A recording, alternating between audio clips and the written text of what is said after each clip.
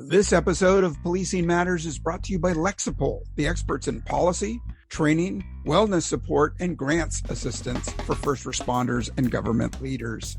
To learn more, visit lexipol.com. That's LEXIPOL.com.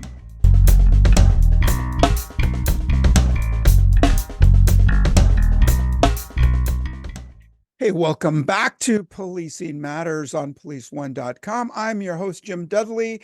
Hopefully you are checking us out on the YouTube channel as well, so you can see me and our guest today.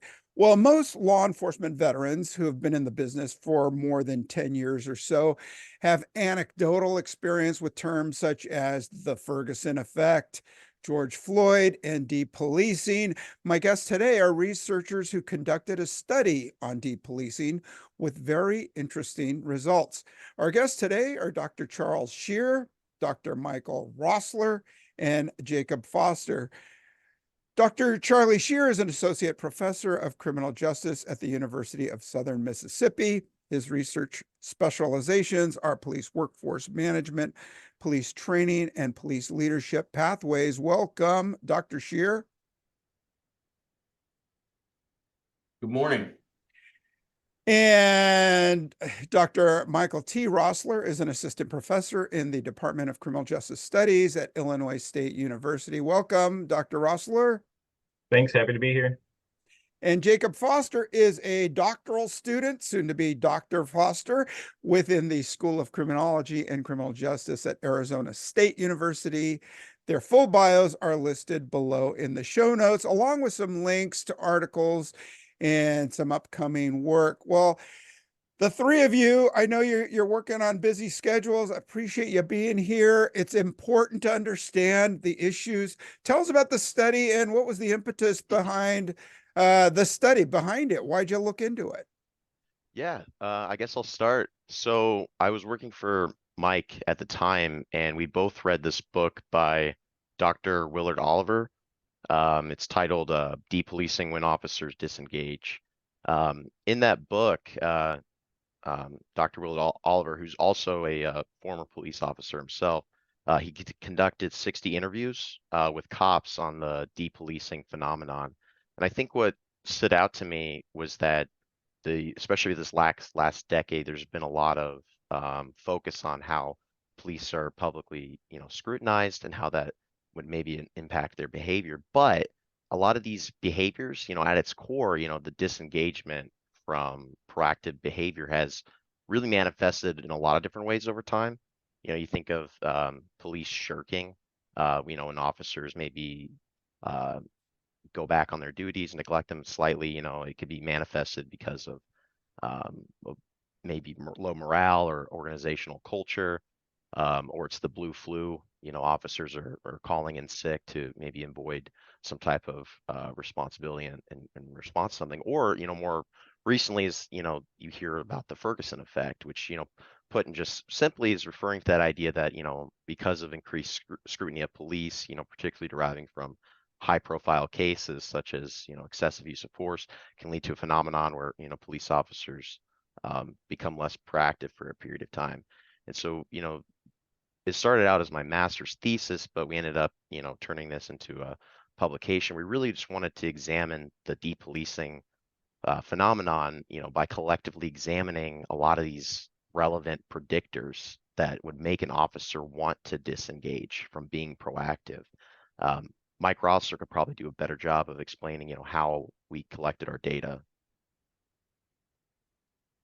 Yeah, so I mean, this is kind of like a part of a study that we've been working on. Initially, we looked at recruitment issues with college students and whether they want to become police officers or not. And obviously, the other part of that organizational management is keeping officers around. So we were interested in retention, and Charlie was able to make some connections with 8 different police departments. The first 3 we did online because COVID restrictions, our universities wouldn't let us travel. And so we sent out those online surveys to Topeka, Kansas, Vernon Hills, Illinois, and Smyrna, Georgia. And then from there, everything kind of opened up and we were able to do some site visits. I think Charlie did the bulk of those, but he visited Biloxi, Frederick, Maryland, We both went to Thornton, Colorado, and then he did Bryan, Texas, and Portland. And so those were kind of throughout 2021. So part of it we were in COVID lockdown, and then part of it we we're actually able to do site visits. And so just want to say thanks to those departments and the officers who took that survey, because it's a challenging area to do research in, and they were very welcoming to us. That's great, Charlie.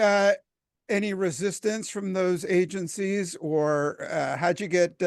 Were they volunteers or voluntold to participate? No, that's actually a fine line when you're doing a research project, Jim, as you know. There have been times when I have collected data for other projects when you're sitting there with a survey in your hand and you're at a briefing and somebody will walk down and say, you know, this is coming from the top floor, you know, here's a survey. That really wasn't the case for us. If anything, we were actually turned, I feel, relatively loose to, you know, inform the officers at their briefing, and in some cases went to them if they were, say, sworn officers in CID or detectives, other special units. We did have an opportunity to explain our research one-on-one with them in a manner that was underneath the gaze, or aside from the gaze of their command staff.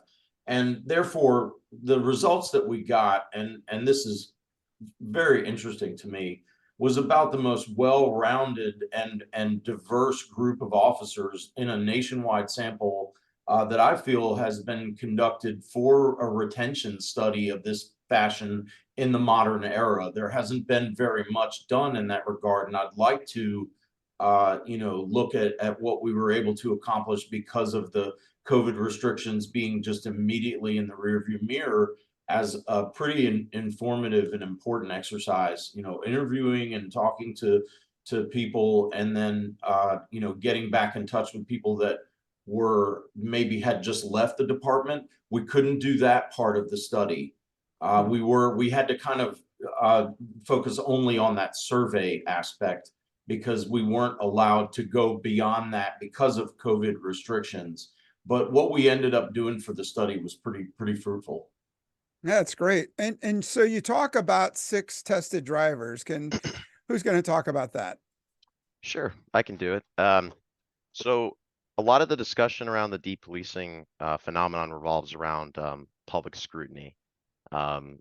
You know, we wanted to capture, you know, whether officers have concerns that either law enforcement or themselves or maybe their department could be portrayed by news media outlets. And you know, news outlets are often the ones who are, you know, reporting on incidences that are involving police, including cases of, you know, any alleged misconduct, use of force, or perhaps even, you know, relations with the community. And so we combine these items together that are really focusing on whether officers personally fear negative media attention because of their job, or whether they, the department, how it's portrayed in the news media, or how law enforcement as a profession is being portrayed. Our second one is liability concerns. And we're really getting at how we're referring to the potential financial obligations that law enforcement agencies or officers may face in their career. It's difficult to determine the actual number of lawsuits against the police, you know, but you know, officer concerns over the consequences of their actions or interacting with citizens, such as citizen complaints, termination of employment, false accusations, have been well documented in prior research. So we're really focusing on perceptions of being sued, or, you know, officers having to being apprehensive about potentially having to purchase liability insurance, or they're afraid of being sued. Our third one is, you know, organizational unfairness, and there are a few ways in which, you know, an officer could experience organizational unfairness. Different ways that can manifest, but we're more getting at how officers are treated by, you know, their direct supervisors. And so we're focusing on this could be in the form, you know, where they experience unprofessional treatment, maybe derogatory remarks or condescending comments. And the idea here would be that if an officer is experiencing you know, these issues with their supervisor, then maybe that could potentially make them more inclined to want to disengage from their work. Number 4 would be, you know, burnout. Many empirical studies will allude to the fact that policing is just a stressful job. Numerous studies suggest that, officers experience, really, really heavy workloads, poor sleep quality, maybe PTSD, taking these collectively, it can really have an impact on an officer's mental health. Our fifth one is physical danger. So obviously there are dangerous aspects of a career in law enforcement.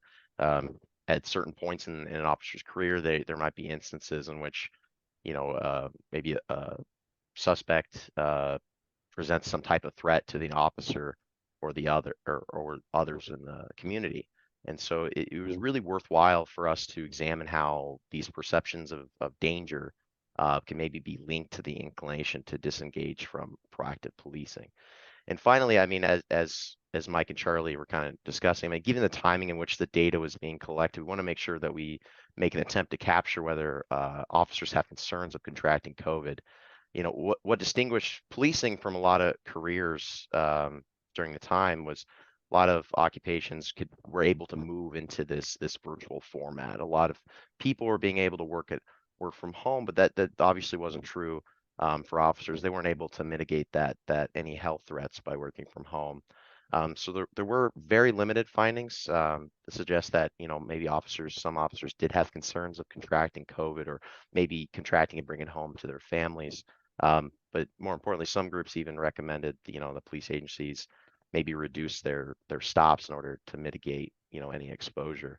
Apart from those 6 drivers, I do want to, point out that our outcome, what we're looking at, these depolicing, is really just based on officer perception. So we're not necessarily, measuring actual behavior, right? But we're really getting at, whether officers were hesitant, to perform arrests, searches, or be generally proactive.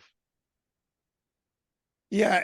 And so of the 6 that you name, I think 3, to me, I personally, I think 3, the lawsuit threat is real, because not only you're worried about your own personal liability and your reputation, but also the impact it has on your job security going forward or promotions, things like that.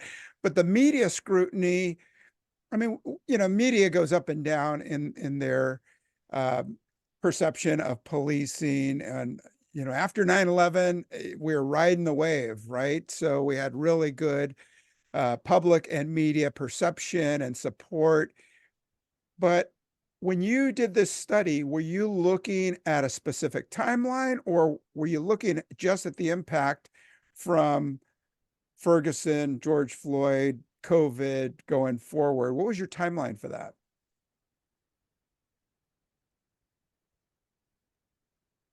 Yeah, so we were doing, do you want to go ahead, Charlie, or you want me to do it? We were doing it in 2021, so this is very close to post George Floyd period. And we did have questions that were specifically focused on George Floyd, but we wanted to have a more kind of global measure of public scrutiny and the experiences that officers were having with that versus tying it into a single thing. And so, I mean, that you lose a little bit of context there from tying it to a specific event, but I think you gain something in terms of contributing to science by focusing it that way. And so it was a more universal than tied to anything specific. I also think, as you know, Jim, it's very hard to disentangle just exactly what was going on in the mind of a cop back in 2021 and 2. At that time, it could basically be that these things maybe contributed in some, latent fashion to just a dissatisfaction with their career choice or the consideration of something else.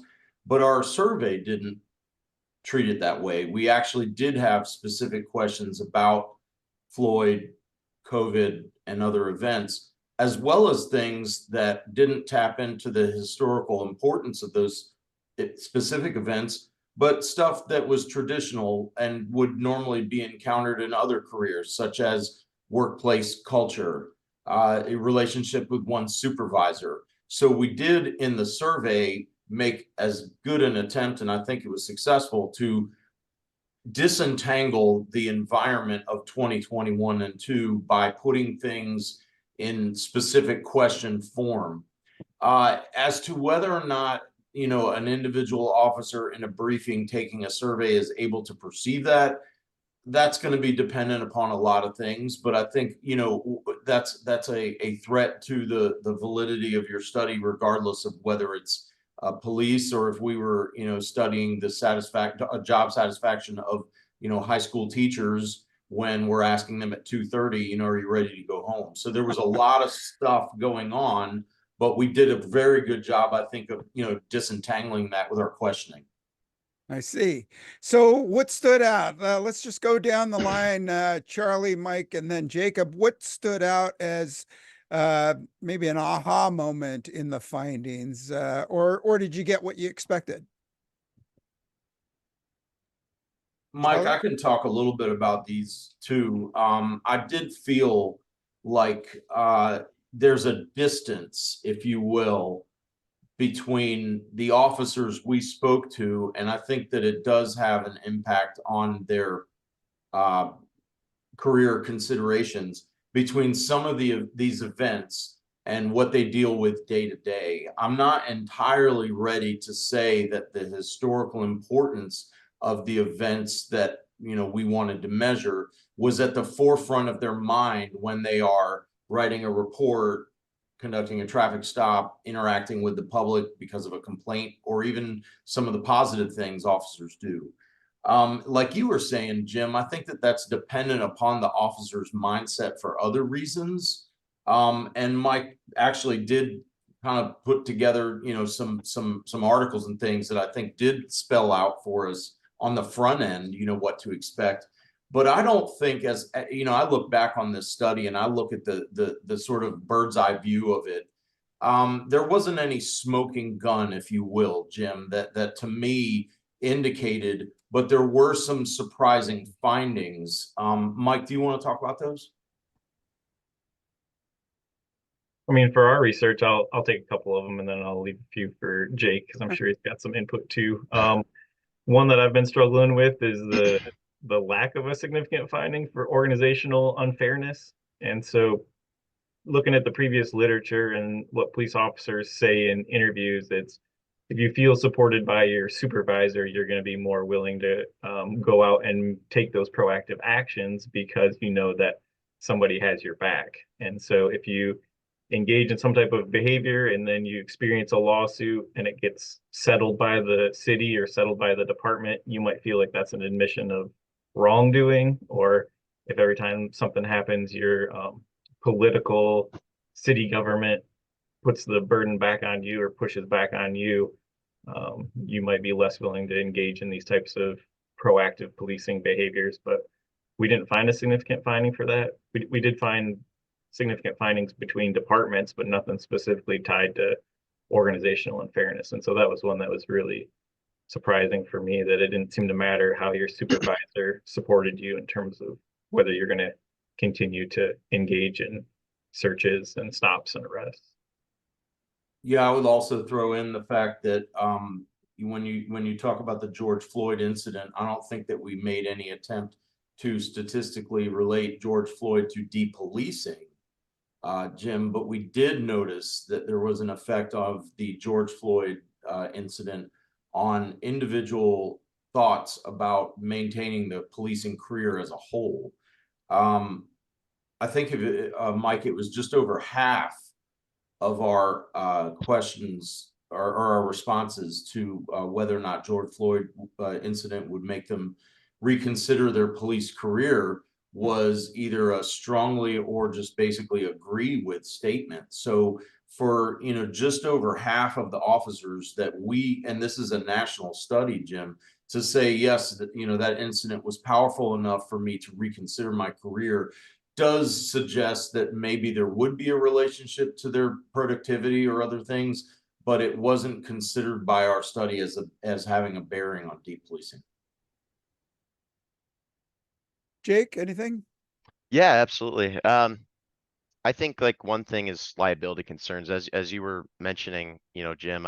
We found that it was statistically significant, So, this could be the link that's showing that officers, not only care about, their reputation, but certainly that economic risk associated with engaging with community members. And I also consider, other factors, as you probably know, that there have been some discussions about, people trying to push towards the end of qualified immunity for officers. Lexipol I think empowers taking first the responders environment, and public some servants to officers may best feel meet the inclined needs of to their disengage. residents Maybe it's not safely and in their best responsibly. interest Serving more than to 2 million proactively public engage with the safety and public. government I, professionals in over I think about, 8,000 some of the agencies qualitative and research out there municipalities, about Lexipol this offers a phenomenon, and range of some solutions that officers, includes policies, simply talk about, training, well, I'm not going to behavioral receive as health many citizen resources, complaints, news and if I'm analysis, not engaging. and grant Right. assistance I services think for another law thing is, enforcement, fire and as I rescue, mentioned earlier, a lot of this EMS, discussions around local public government, and scrutiny. other And that's agencies something else that we dedicated to found, public safety. To learn more, statistically visit significant in this study. lexipol.com. That's And I think there's been an influx of a few things, especially this last lexipol.com. decade.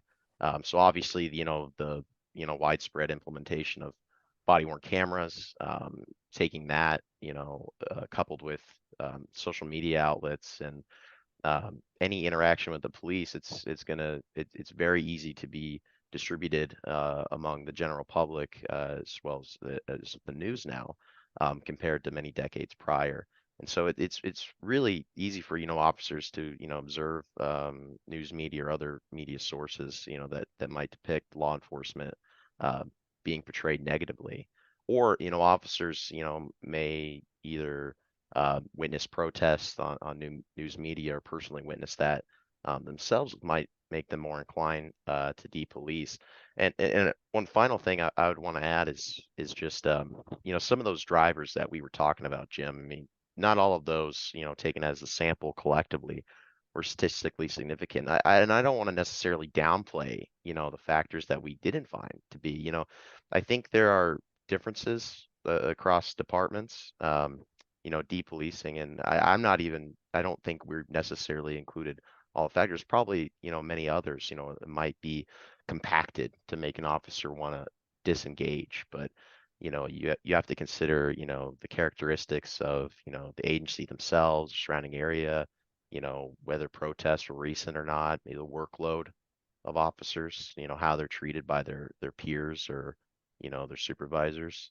And so this could be, widespread thing, but it certainly it could be manifest at different levels, depending on the agency or the individual officer. Yeah, we also saw, and I wanted to kind of piggyback off that for a second. When it comes to COVID, Jim, an interesting and somewhat intriguing finding, which suggests that there is a relationship between the agency's COVID protocols and behaviors. Officers that are more concerned about COVID would be less inclined for proactive type behavior. Not necessarily an impact on depolicing, but an indication. And I think, Mike's notes were that it was a snapshot in time. I love that analogy. It makes you reflect back to a time when the mystery of what was going on, and I think all of the American public was, kind of mired in this mystery, was such that, especially in light of, the various illnesses that were happening to loved ones, we did, I think, go through as a nation, a feeling that, if I'm really concerned about this, the more my concern, the less inclined I'm going to be to engage. Not necessarily an indication of depolicing, but of a fear that was prevalent at that time.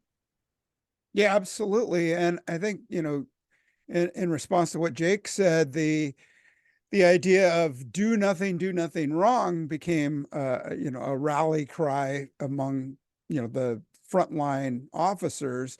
But in almost everything we do in policing, it all seems to lead back to leadership.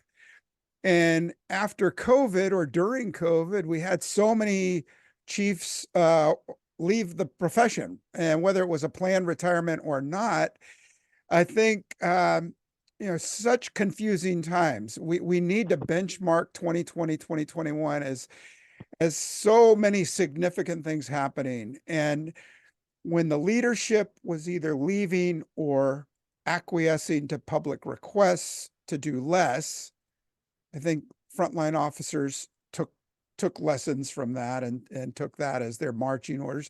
But there were also these, if you remember the Black Lives Matter protests, public protests, asking police chiefs and officers to kneel in public. Cops didn't know if they should or shouldn't. They were the frontline people dealing with people violating the COVID restrictions, sometimes with masks, sometimes with not. And then afterwards, some of them were fired for not complying with the vaccination rules. So really confusing times for cops. And I think my personal feeling after talking with so many cops, having family in the business still, that if you didn't proactively do anything, you weren't putting yourself at risk. You weren't exposing yourself. I think, like I said, so many variables, but leadership, I think the agencies that really survived seem to have good, strong leadership with clear messaging to their troops. And in your surveys, you're asking cops to come in and speak, honestly and frankly with you. Did you get the feeling that they were being upfront about their leadership, or knowing cops, probably not, so forthright to say, yeah, we have a terrible chief, or we had awful direction? Did you come across anything like that? I actually think the opposite, Jim. I have to reflect back to a couple things, and I want to say one other thing about your comment about, the COVID times. We here in Mississippi had a tremendously powerful tornado. I think it was the third largest or widest in the history of the United States, and recorded. It was just several miles wide, that occurred during the lockdown week. It was Easter Sunday of 2020. And you had a number of first responders that were really, we were told to stay in our homes. What are we supposed to be doing? And you go back to your leadership messaging. I think that there were some people that reverted to, the community need and the immediate, there's actually a fatality in that tornado of a deputy in the county that I live in. So there was I think, like, over time, and this also resulted in some of the research work we did, following that, because it was about a year and a half after the COVID that we were in Portland, where we did see people that were willing to, and I don't want to use I'll use a term that I think is really appropriate, to open up a discussion about the leadership of that era. No one, it seemed to me, and Mike, you could probably, we may differ on this, I don't know. It didn't seem to me as though it was a response that was overwhelmingly negative about the leadership during this time. I think there obviously would have been some concerns, although we didn't address them directly with all survey takers, about the political winds of that time. But when it came to command staff and their sort of acceptability, and granted, we weren't talking about depolicing, but in job satisfaction and whether or not they felt as though their career choice was one they wanted to sustain. There wasn't anything that struck me, Mike, about that time as, I'm being driven out by poor decision making at the top. What do you think? No, I think some of that's an artifact of the departments that we were in. Like, I don't think that they had extremely problematic leadership. They seem to be fairly stable, and I think that's, part of it. If we went to a department where things were a total mess, then I might consider whether our results were reliable and valid or not. But doing some of the analyses, it seems like officers were honest about it. It seems like we had enough of a percentage that were concerned about, their direct supervisor or command staff or other issues with their coworkers in the organization, that it seemed to reflect the reality of the departments that we were in. And so I don't think, there might be some of that kind of social desirability stuff going on, where it's like, I'm not going to say anything bad about my department or police, but I think when you hand somebody a survey and there's 60 or 70 people taking it and there's no leadership in the room, and you're like, hey, if you don't want to take it, you don't have to. We've all been in situations where people just walk out and laugh at you too, right? And Police officers aren't shy about doing that. None of them that I've ran into. And so I think people were excited that we were interested in these topics and not, something else. And so I think we got a lot of good participation about that. And then there's always those casual conversations with people in the briefing rooms and hallways and stuff after you do it. And they weren't shy about expressing their feelings there, whether they were good, bad, or indifferent, just the way it went. The novelty of the study's topic was also adding to their frankness. If you're going to ask an officer about their career pathway, and obviously the legitimacy of what Mike and I were doing at that time was, we're outsiders, we're from Mississippi and Illinois, two professors, and I myself been an officer in the past. I think that also added, Jim, to a sort of, okay, yeah, I can open up here about. So I didn't think that any of the responses were necessarily canned, or there was definitely some candor that was going on. It's great. Yeah, Jake and I had a few conversations about the depolicing aspects of that too. And so I think we actually ended up including a couple questions where we asked if they witnessed other officers engaging in it, because we thought they might be afraid to say that they did it, or not say that they did it, but say that they observed somebody else doing it. And I think those things tended to be pretty honest, and they were pretty related to the officers who admitted doing it themselves, also admitted that other people were doing it. And so I think that kind of points towards the reliability of our measures, not only on the organizational side, but also the outcome of depolicing behavior, because we were a little worried that people weren't going to admit that they were holding back on proactive engagement with the public. So going back to the liability question a little bit, I want to know if you asked about fear of prosecution, or if that's only happening in some small areas of the country where for lack of a better word, liberal or progressive district attorneys come in, say, we're going to focus on bad cops. In San Francisco, we had a DA who charged 5 separate cases against police officers, from excessive force to manslaughter, and one case was adjudicated and all the others were dropped after a new DA came in after that one was recalled. I know we've seen something similar in the Baltimore area, other areas of the country. Did that ever enter into the conversation? I know with just simply this study, we weren't really considering criminal liability. That doesn't mean it's not relevant. We were focusing on a little bit more broader measure on civil liability. With officers, having apprehension of purchasing liability insurance, or fear of being sued. Though I would speculate, Jim, how results would look different.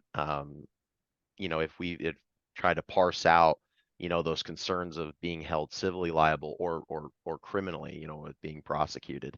It would also be really interesting to see if there's any abrupt changes, and maybe just at an agency, or officer perceptions or their behaviors, following a lawsuit of an officer they may have known or themselves. There's not a great deal of prior research or theory setting that liability concern as a predictor, but historically it's been, and it's still uncommon for police officers to necessarily be criminally charged for actions they take in line of duty, outside of something like economic corruption. But a substantial number of officers probably have someone close to them in the department who has been sued. Mm-hmm.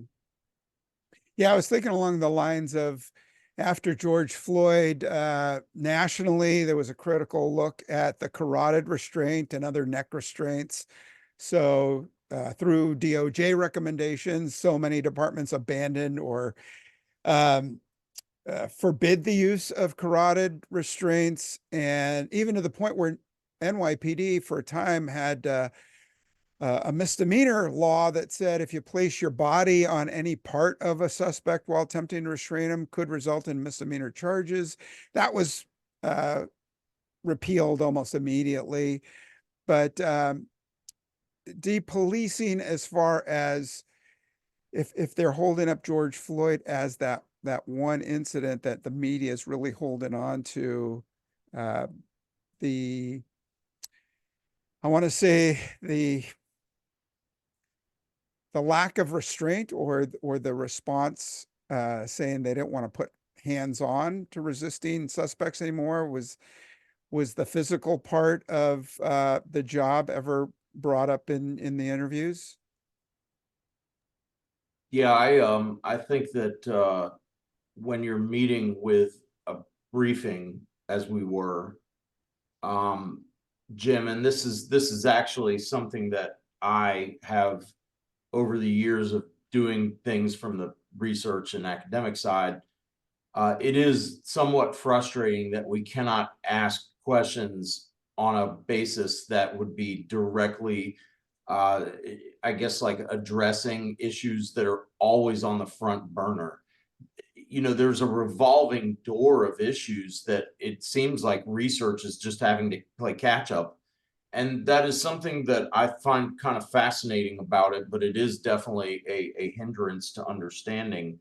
In 2021, you know, I think that we were really interested in an exploratory study of retention, the direct impact of political and legal miscommunication. I'm using a very, you know, vanilla word there, between the front lines and what they perceive to be administrative slash legal support or lack of support, is something that we really couldn't foresee until we had kind of a basic understanding of what was going on, the basic landscape, if you will.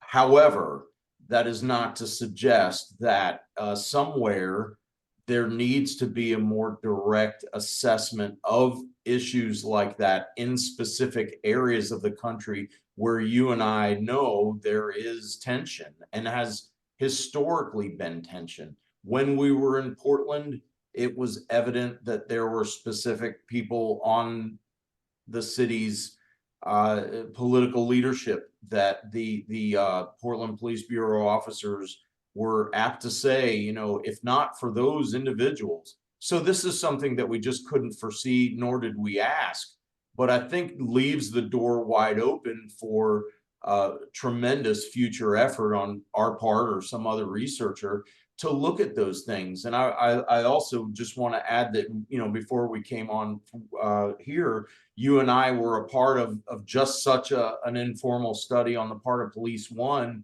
to look at stuff like that. And yet the impact of that is still not, I think, empirically sound like it could be. An effort to look at the political support or perception of lack of it on police depolicing or regular behavior or even you know, career pathways is some. Or another thing would be very interesting to me is to look at recruits. You know, are you dissuaded from getting into this because you've heard of something? What have you heard? We just haven't gotten to the point where we've asked those questions just yet. Yeah, that's a great point. Well, I'd like to ask more about the process and the outcomes, but first I'd like to take a moment and thank our sponsor. Lexipol empowers first responders and public servants to best meet the needs of their residents safely and responsibly. Serving more than 2 million public safety and government professionals in over 8,000 agencies and municipalities, Lexipol offers a range of solutions that includes policies, training, behavioral health resources, news and analysis, and grant assistance services for law enforcement, fire and rescue, EMS, local government, and other agencies dedicated to public safety. To learn more, visit lexipol.com. That's LEXIPOL.com. And we're back, and I'm speaking with Dr. Charles Scheer, Dr. Michael Rossler, and Jacob Foster about their study on the effects of depolicing. And so far, what have we seen as external influences and how they impact depolicing? Some states have decriminalized drugs, raised theft thresholds from $400 to $500 to $1,200 in some places. In California, we made jaywalking legal, for instance? And there's been other barriers placed on Terry stops and pretext traffic stops. Certainly, if they are policy and law changes, they have made impact, haven't they? When from above, we just talked about the legislative arm, they're telling cops, hey, we don't want you to do that so much anymore. Did that come up in your interviews?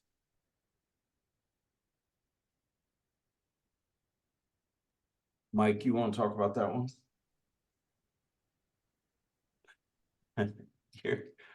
That's not something that we really covered very in depth.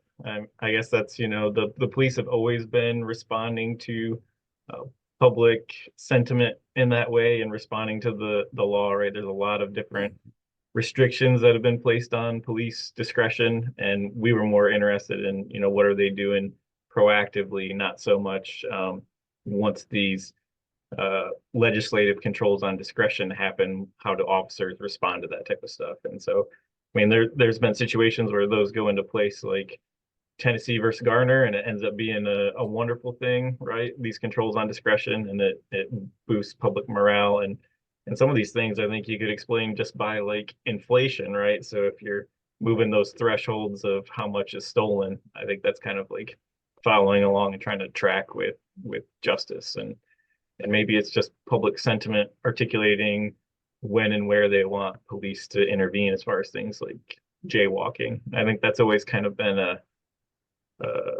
department by department thing. It's one of the examples I use in my classes. Like if you're jaywalking here on campus, you're probably going to get a ticket. A lot of my students come from Northern Illinois, and I'm like, would you ever get a jaywalking ticket in Chicago? And they're like, never, ever, ever. like there's way too many things going on. And this is just, I think, a case by case and community basis. Yeah, I actually agree. And I think about some other cities here regionally in the Gulf Coast that have very wildly differential policies with regard to what sort of enforcement is going to take place when.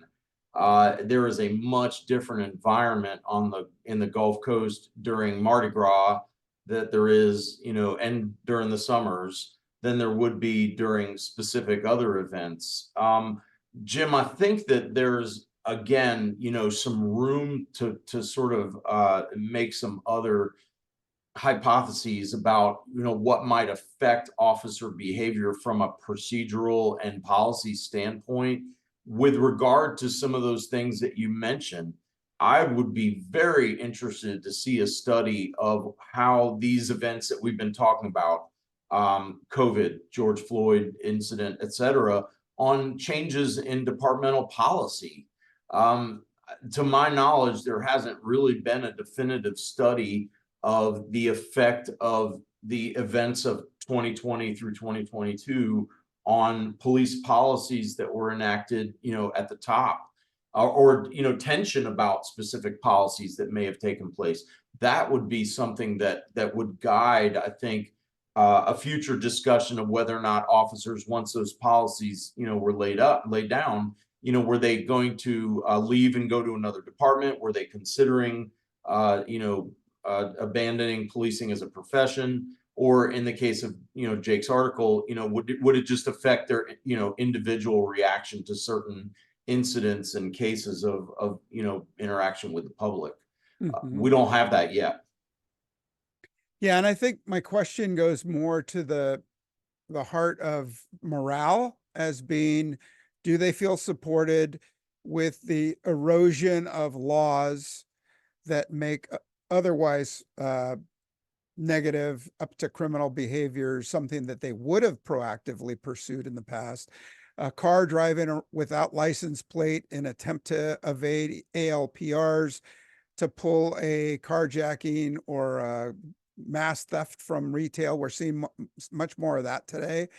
That they're being stripped of tools that may seem super low level, but that they could use for those pretext stops or to engage in suspicious behavior based on something they could hang their hat on, a local law, traffic law, or a misdemeanor. But I think the message that a lot of cops I'm hearing from say that the message is clear. They want the police to pull back and not be so engaged. And I think anecdotally, I get the feeling that cops are withdrawing because that's the message they're receiving. Yeah, that's an interesting statement that does have a lot of validity from at least my perspective, because I used to be that officer. I was on an interdiction team. I worked, a pretext stop is our bread and butter back in the 2000s for that type of work, pre the technology that they have now that makes it almost laughable that was the sort of thing that we did, which produced, on the one hand, lots of interaction for narcotics interdiction, but also produced an abrasion with the segment of the public that it appears now that departmental policy is trying to preserve, and with good reason. So it makes me wonder about just how valid some of that anecdote would be on a grander scale nationally, outside of the places that you and I think we all can say we've very apprised of things that are going on in certain jurisdictions of that nature.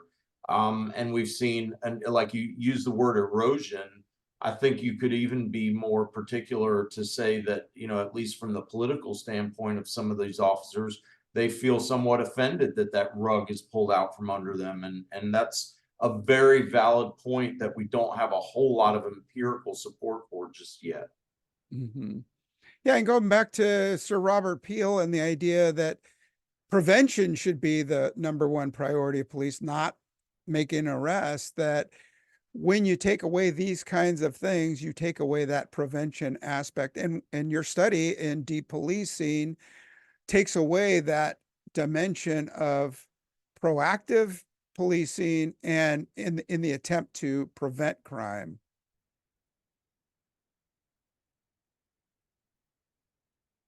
No question there. So I agree with you, and I think also you could add another dimension that we examined in the original study, which was and going back to your statement about morale, we tried to break morale down into very infinitesimal things, like one of the things that we haven't even scratched the surface of with our results is the perception that they're bullied by their supervisor. Well, what does that entail in 2023, et cetera, for, do we have a relationship that is consistent with the relationship that I had with my supervisor in the 2000s, or is this a new dimension, a new generation, and things that have evolved to the point they are now are always going to be sort of up for discussion. Mike and I haven't even gotten to the point where we've looked at that variable as, intricately as I think we could. So again, a robust data set with just a finite amount of time that we can to dig into it, but we're getting there. And so from your study, do you see this as a blip in the history of policing, or is this a landmark situation, this point in time where going forward we can expect to see less proactive policing?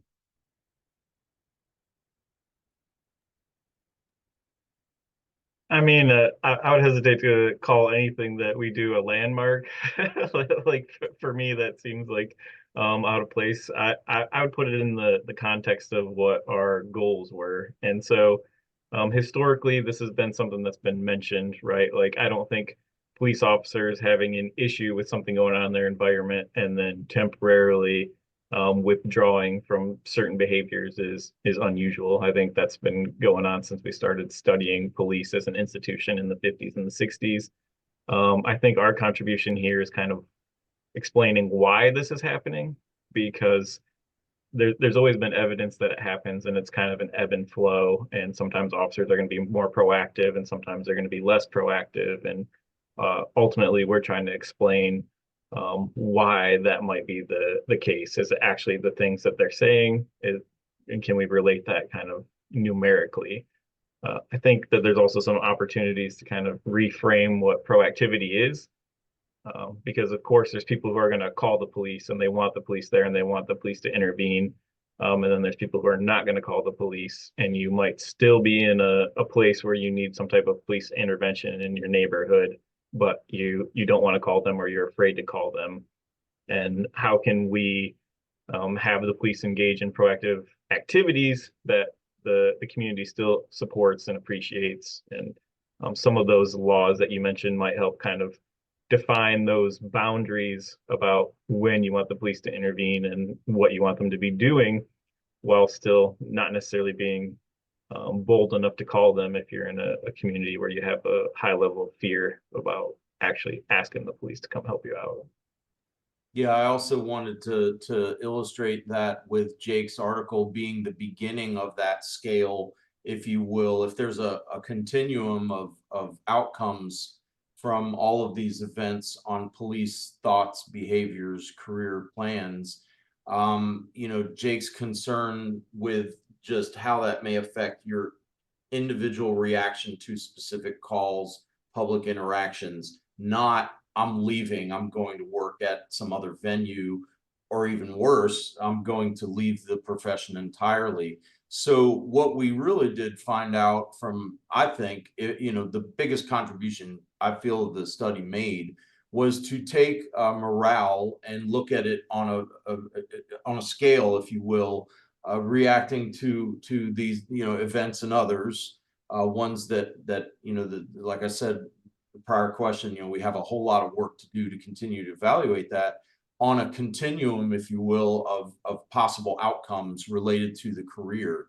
From I like my job well enough to stay, but today I'm just not having it because I'm mad about something I read and I'm just going to, pull back or what have you, to I'm getting out of here, I'm getting a resume, I'm gone, I'm leaving the profession.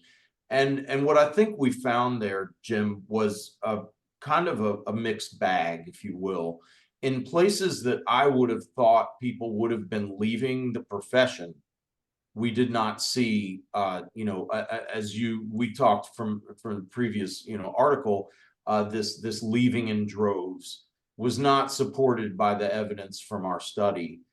Nor do I feel as though we saw a tremendous effort to shirk.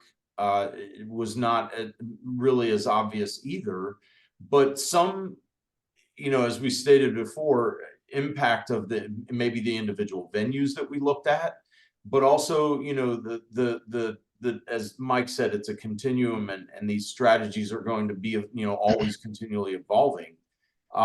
So more than just an implication of the importance of leadership and policy, but also the times. It's very difficult to predict, what's around the corner. Both Mike and myself are in the business of, working in a college environment where we do have a number of students that are interested in careers in policing, and to sort of be involved in this, not just from a research standpoint, but from a teaching standpoint, gives us a unique perspective. And I can tell you, at least from my thoughts, and it may be just anecdotal in the classroom, but it's borne out by some of the research, that the future is not as negative as, there are some people that are painting it. And I do think there's work to be done, however, and as to what that entails is going to be on the doorstep of leadership for many years to come. Well, that's Yeah, good to hear. I would just add one quick thing, Jim, with what Charlie and Mike are saying. I think that, as like policing, throughout decades has changed, right? There's been police trainings, how we interact with the public it changes. There's been technological advancements, right, that have brought about different changes, policy, legislation, and police departments have had to adapt to that. And there's been events that have changed, how the public or the police, perceive and respond to certain events as well. Well, hey, I appreciate all your time. You guys are really busy and doing great work in criminal justice. Charlie Scheer at the University of Southern Mississippi, thanks for taking time to come on today. Really glad to be here. Thank you for inviting us, Jim. Hey, what do you have, Charlie? What are you working on these days? Well, I don't know we're at the very beginning of a study that I feel is taking the concept of recruiting and retention into an area that has been long neglected, and that is a sort of a study of how personnel management, especially at this time, may be affecting preparation for leadership roles and succession planning in police departments. I think that there's a lot of emphasis on strategies for recruiting, and that's definitely something that needs to be done. But the day-to-day things that we are beginning to hear from leadership have been more directed towards a concern for who's going to be the next generation of leaders inside the department. And the fact that there are some places, although it does appear just very basically to be not as much of a majority situation as maybe, again, anecdotally, you would think it would be. But there are some agencies that are fulfilling those positions in a manner that may be inconsistent with what you would consider succession planning. They're putting people into a sergeant role that maybe they're not preparing them for just yet. And that creates a much different organizational environment than we've ever seen. As you know, Jim, there are some folks that are entering the role of sergeant that may be underprepared for that role. So we're really intrigued about where this is happening. What are some of the organizational underpinnings of that policy, and what's the effect of that? Yeah, I can't wait to see that. Michael Rossler, Department of Criminal Justice Studies at Illinois State University. Thanks for being on. What are you working on? Yeah, it's my pleasure. So I work a lot with Charlie, so it's nice to see what's on the horizon for us because he's always looking forward. We're looking at some recent research we did was looking at why officers are interested in transferring departments. So I think so often there's been an examination of why they leave the field. We want to know what might prompt them to go to a different agency but stay within the field of policing. And then we're looking at just some general retention things and trying to predict why officers are staying or leaving in the profession as a whole. And then a third thing that I'm working on kind of outside of there is the roles and responsibilities of conservation law enforcement. So officers who enforce fish and wildlife laws and what their day-to-day work operations look like. Nice. He's more interested in that because of his recreational activities outside of research. Yeah, definitely. I have a soft spot in my heart for conservation. He doesn't want to display the trophy bucks behind him on the wall just yet, but it's coming. Yeah, I would like to know where they're hiding, but just kidding. Kill two birds. Well, a hint, Mike, is the 30,000 to 75,000 bonuses. That's why they're transferring. So Jacob Foster, doctoral student, good luck going forward with that. You're at Arizona State, and what do you have on your horizon? Yeah, first I want to say I really appreciate having us on, on air, Jim.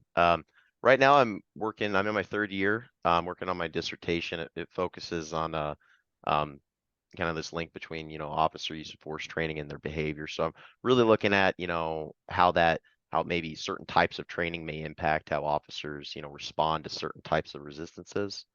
So I'm really adding more to the literature. That there have been studies, on in-service training. There's been actually really good studies on it. They're few and far between. They're just more limited right now. So I'd like to add more to that. So hope to get that done and hopefully get my doctorate in the next year. Great. Yeah. We've had Dr. Eric Pisa from John Jay on the show, and he talked about use of force encounters and the actions leading up to them by both the officers and the subject. So that's interesting one there. Good luck with that. Thank you. All right, gentlemen, thanks for taking the time today. And to our listeners, hope you enjoyed the show. Check out the article in our link at the end of show notes and the full bios of our three guests today. Great work. Love to see it happening. And hopefully, if you're contacted to participate in a study, that you jump at the chance to talk to gentlemen like these and and get the word out and on information that we need to know in the profession. Hey, thanks for looking at us and listening to us, and stay safe out there. Hope to talk to you again real soon. Take good care.